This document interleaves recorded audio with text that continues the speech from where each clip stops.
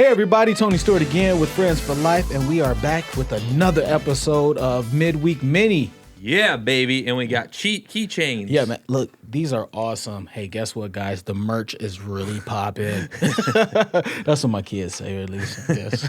But hey, yeah, we're here. We have some good information that we seen. Biden signs the stimulus bill, and with that bill, he's sending people in the disability field money. More money. Yeah, more money, more problems, because God knows that we need more problems because we all need more money.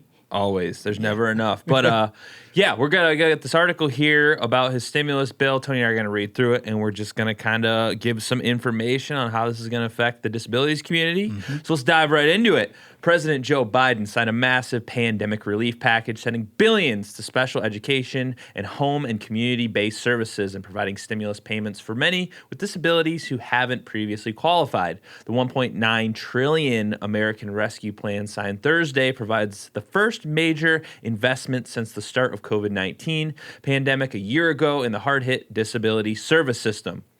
The legislation includes $12.67 billion for Medicaid, home, and community-based services over the next year. The funding will go to states in the form of a 10% rise in the federal government's share of spending on the program starting in April and extending through March of 2022. That's real. Yeah, that's I want to touch on some of go back up for me. Yeah. There we go. $12.67 billion. That is a big number. Yeah, that's a lot. And I'm hoping that it will be, because it seems like from the terminology, it's going to start processing itself. It's going to break itself down. It's going to trickle down. It's going to have the trickle down effect, but it's going to go to DSPs. And the way that it's going to do that is, if you guys have listened to any of our past midweek minis, I believe we discussed it on one, the future of showing where the funds are going. It's going to be the responsibility of provider agencies and independent providers to show that these funds, I'm sorry, I said independent provider agencies, they're going to have to show, are they allocating these dollars to, their DSPs or people on the top seeing it all. I think that's a big deal. Okay. So to continue, the states are expected to have significant discretion on how the extra dollars are used.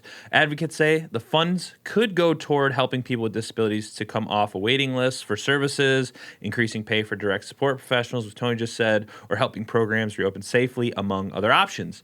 During this pandemic, the disability community has suffered a huge loss of life and tragically high rates of COVID-19 infections. Many people with disabilities who lack access to critical home and community-based services have been relegated to institutions and group care settings where the virus has spread rapidly, and they've been exposed to dangerous outbreaks, said U.S. Senator Patty Murray, who helped secure the extra funding. None of this is acceptable, which is why the American Rescue Plan provides resources for home and community-based services and supports the workforce that provides this important care.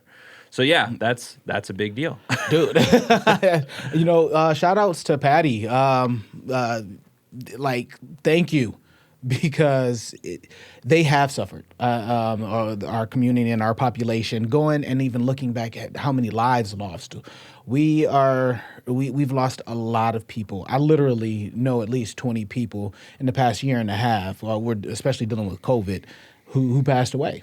Yeah, and it's with COVID specifically being a much more dangerous to people with health conditions. I mean, people with disabilities usually have higher risks of health conditions and stuff like that. So it's really affecting the community in that regard. So, we talked about this in other aspects with mayor's announcements and stuff like that. With what kind of action are we actually going to see coming up? Because we see with the government a lot. There's a lot of talk, and the action's pretty slow. Yeah. So hopefully this actually starts to pick up and bring some relief to people, because you work here every day. I work here every day.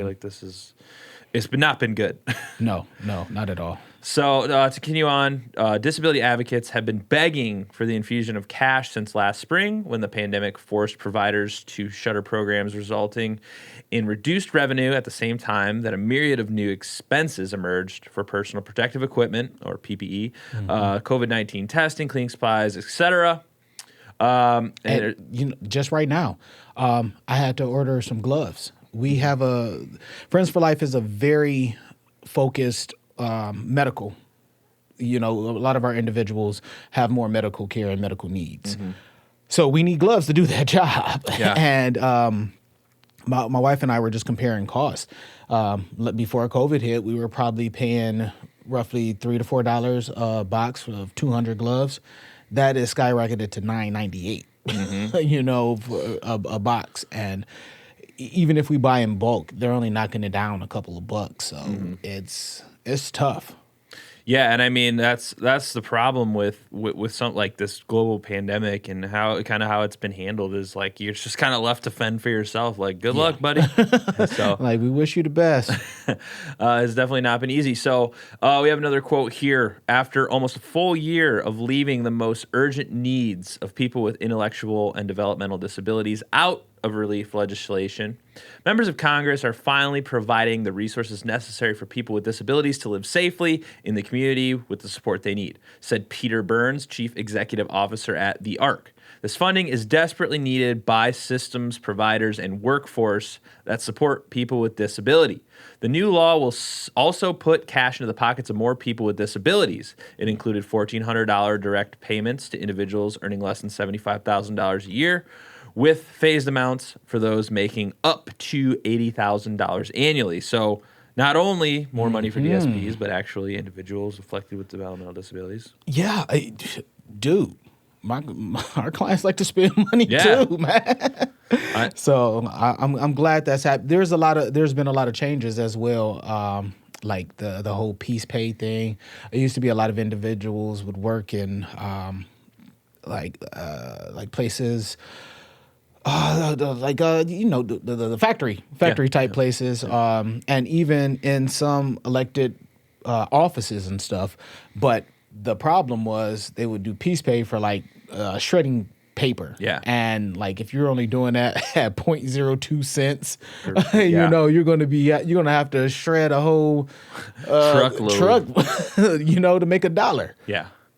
So to continue on, it says, for the first time since the pandemic began, adults with disabilities are considered dependent for tax purposes will qualify for the checks.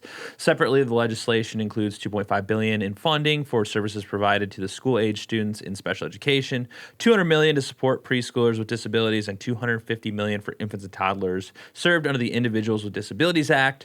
More broadly, the stimulus package contains money for COVID-19 testing and vaccine distribution, funding to support state and local governments, and much, much more. So now attention will turn to the states, which will play a major role in determining how funds for disabilities will be allocated, said Barbara Merrill, CEO of the American Network of Community Operations of Resources, or ANCOR, which represents disability service providers across the nation. What will happen next at the state level matters greatly, Merrill said. It will be critical for states to use the additional HCBS funding to address providers' most pressing needs and to ensure the continuation of quality services, whether it's continuing retainer payments to ensure closed programs can reopen or payments to address extraordinarily high direct support staff turnover.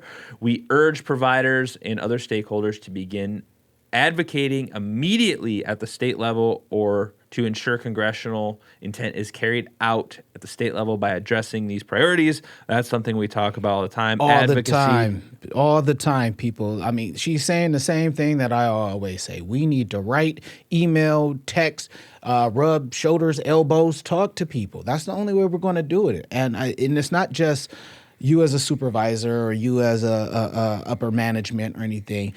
We need our DSPs to be a part of this. I'm talking to every single DSP out there. If we do this together, there's only so much ignoring that can go Yeah, and it's, like it's nothing new that we haven't said a million times. High DSP turnover rates. I'm sure that this isn't helping things with the pandemic, and things are already rough. You know what? Honestly, though, we saw I don't know if it was just scarcity, but we saw a change in people. It was either hot or cold. Yeah. Like they were getting completely away from it. They'll just go work at a factory. Or they, you know what, I'm here. I'm going to make sure that this person is safe, myself is safe. And so it was like an either or type of thing. But now that it's kind of easing up,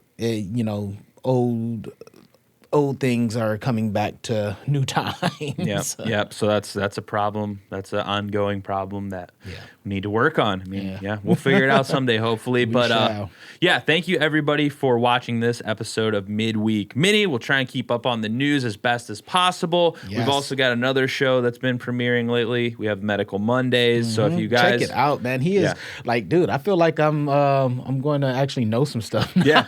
Dr. Craig Escudé, very well versed. This is what he does as a profession. He works with people. He's a doctor. He works with people with developmental disabilities, and he's working with other doctors who do not have any background in developmental disabilities. He's working with them to try and bring them more knowledge because, we've got some pretty crazy episodes coming out. One of them is kind of a tearjerker with some studies that have come out that's saying, doctors often just write.